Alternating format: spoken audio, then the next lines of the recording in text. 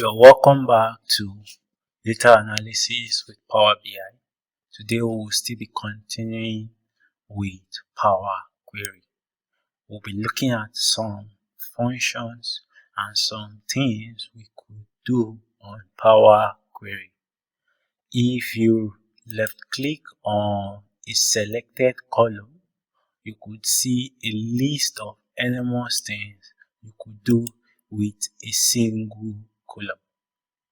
You could either copy it, you could remove it, you could remove to other column, you could duplicate the column, you could remove duplicates inside the column, you could remove error. Now, let me explain some things here. Possibly you don't want the row on your table. You can simply remove it from the table. That's one. Possibly I said I don't need the other ID. Now I can simply remove it. Now it's no more on the table.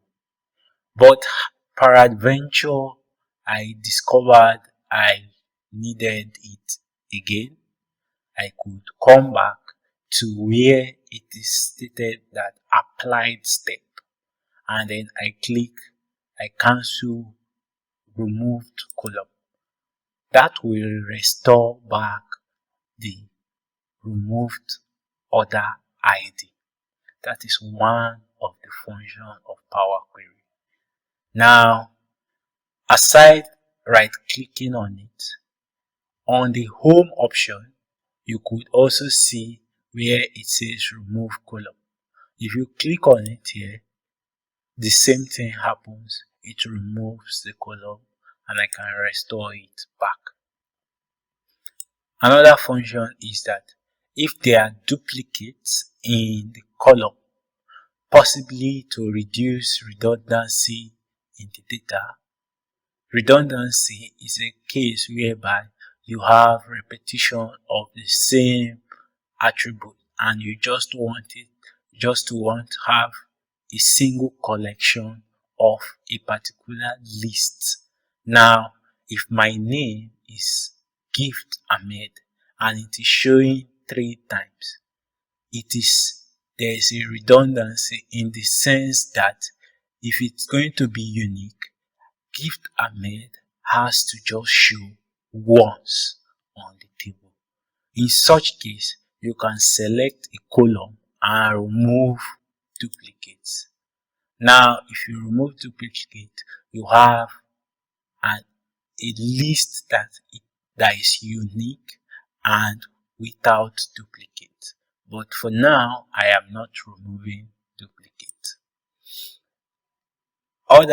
In another way, you could want to change the type. I earlier showed us this.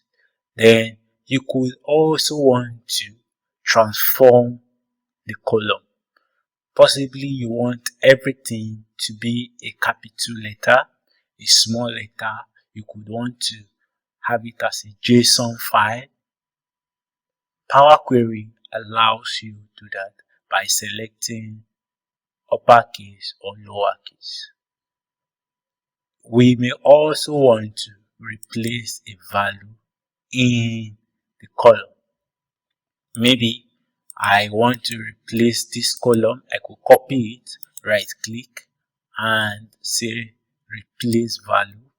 I want to replace the value that ends with 5812 by a value that ends with 5813. Once I do that and I hit OK, it changes all the values with 5812 to 5813. That is one thing we could do with Power Query also. Also, in addition, we could still see how we can sort, how we can split into different forms. We can split by a delimiter, we can split by position, we can split by, so for now I will use by a delimiter. Now What it does is that you could select the kind of delimiter you would want to split. For here, I would use, I have a column there, no, a hyphen. I have a hyphen, I have a comma, I have a semicolon, I have a tab. All these are ways you can delimit your, but I could say custom, then type in my hyphen. Now I can say, okay, it says split at what end. You may want to split from the right hand side, from the left hand side, or each occurrence of it. Now once you do that and you hit OK, it will split each of them into different entity. Look at other ID. Now we now have other ID as 1, other ID 2, other ID 3, because we had 2 hyphen there. So it splitted the CA, the EA, and the specific number behind. That is one function of Power Query. But I don't want to do that now, so I'm going to. And if you notice something, it also changed all the data types systematically. All these are done by Power Query. Don't you see Power Query is beautiful? Now, I'm back to what I have before. We could also do some functions such as renaming the column, moving it, and we could also write new queries as we have. But with this and some other functions, in the next video I will be considering what we could do when we select 2 columns together.